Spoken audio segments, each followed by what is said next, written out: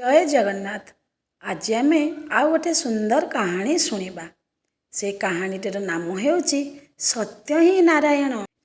एकदा सत्यदेव नाम जड़े राजा थिले। खूब धार्मिक राजा, खूब सत्यनिष्ठ मध्य थिले। से प्रजा मानक मध्य बहुत भल पाउथिले। दिनकर घटना सकाळ होई आसुथाए। सत्यदेव निजर प्रातः कर्मसारी देखिले तांको घरू जड़े दिव्य सुंदरी बाहर को चली जाउछंती।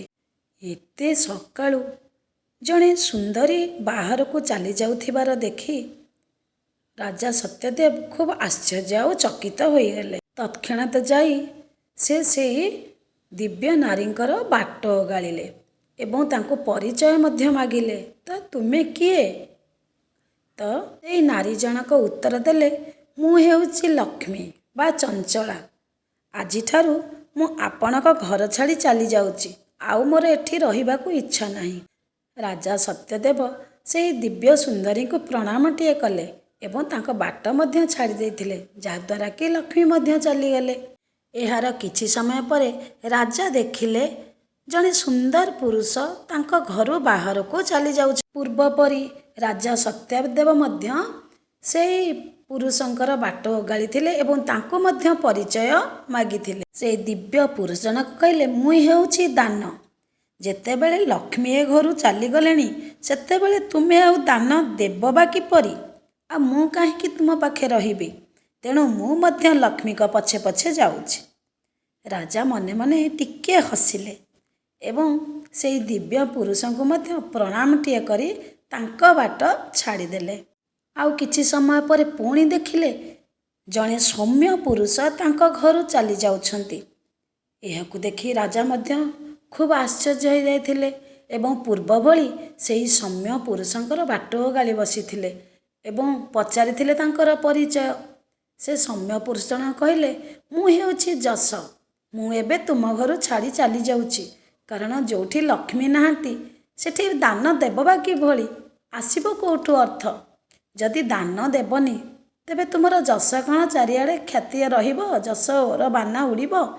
तेणु मु लक्ष्मी जदि चलीगले दान भी चलीगला, मु भी से मानक पाखु चली जाउछि। एहा सुनी राजा सत्यदेव तांको मध्य प्रणामटिए करी तांको बाट छाड़ी देइथिले। किछि समय परे राजा सत्यदेवଙ୍କ घरू आउ जणे सौम्य पुरुष बाहर को चली जिबार राजा देखिले।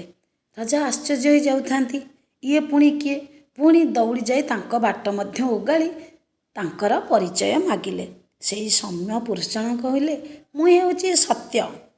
आपणक घर जेतेबेले लक्ष्मी छाड़ी चलीगले तांको परे परे दान भी चलीगले, तांको परे परे जस भी चलीगले, सेतेबेले मु एकाकी एठारे कोन करिबि?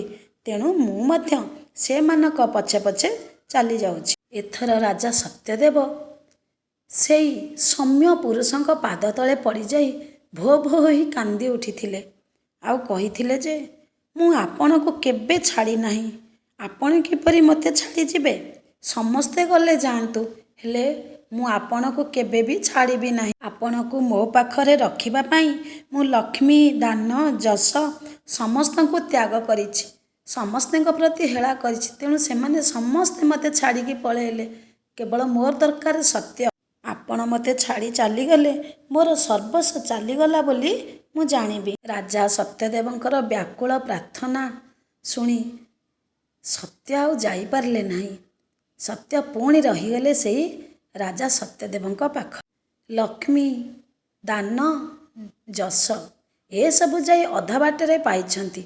देखिले जे सत्य तो कहीं आसिलेनी। सत्य रहीगले राजांक पाखरे। तो पुणी जेमिति सत्य न आसिले तो पुणी फेरिबा को आरंभ कले बा प्रत्यावर्तन कले राजांक पाखकु लक्ष्मी, दान, जस। कारण सत्य ही हेउछंती नारायण। आ नारायण जोठी रहिबे लक्ष्मी निश्चिंत सेठारे रहिबे। तेणु सत्य जेतेबेले चली जाई नाहांती, सत्य को जेतेबेले राजा छाड़िलेनी, सत्य रहिछंती, लक्ष्मी बा जिबे कुआडे नारायण को छाड़ी। तेणु लक्ष्मी पुणी पळे आसिले। लक्ष्मी जेतेबेले आसिले, लक्ष्मी तो जोठी दान तो सेठू निश्चिंत मिलिबो। दान आसिला जोठी तो दान दक्षिणा चलीथिबो, सेठारे ଯେମିତି ହେଲେ ଯଶକୀର୍ତ୍ତିର ବାନା ଉଡ଼ୁଥିବ। ସତ୍ୟ ବିନା ଏ ସମସ୍ତ ବ୍ୟର୍ଥ। ଏଣୁ ସତ୍ୟ ହିଁ ହେଉଛି ସର୍ବସ୍ୱ। ସମ୍ପତ୍ତି ଚାଲିଗଲେ ଯାଏସ୍ ନାହିଁ, କିନ୍ତୁ ସତ୍ୟ ଯିବା ଅନୁଚିତ। ସତ୍ୟ ଥିଲେ ସବୁକିଛି ମିଳିଥାଏ। ତେଣୁ ସତ୍ୟ ହିଁ ହେଉଛି ନାରାୟଣ, ସତ୍ୟ ହିଁ ଶ୍ରେଷ୍ଠ। ତେଣୁ ଆମେମାନେ ମଧ୍ୟ ସତ୍ୟକୁ କେବେ ବାଟ ଛାଡ଼ିବାନି। ସବୁବେଳେ ଆମେ ଯାହା ବି ହେଇଯାଉ ସତ କହୁଥିବା। ଏଇ କାହାଣୀରୁ ଆମେ କ'ଣ ଶିଖିଲେ? ତ ସତ୍ୟ ହିଁ ଶ୍ରେଷ୍ଠ, ସତ୍ୟ ହିଁ ଈଶ୍ୱର, ସତ୍ୟ ହିଁ ନାରାୟଣ। ଆଜିର କାହାଣୀଟି କେମିତି ଲାଗିଲା କମେଣ୍ଟ ବକ୍ସରେ ଜଣାଇବାକୁ ଅନୁରୋଧ।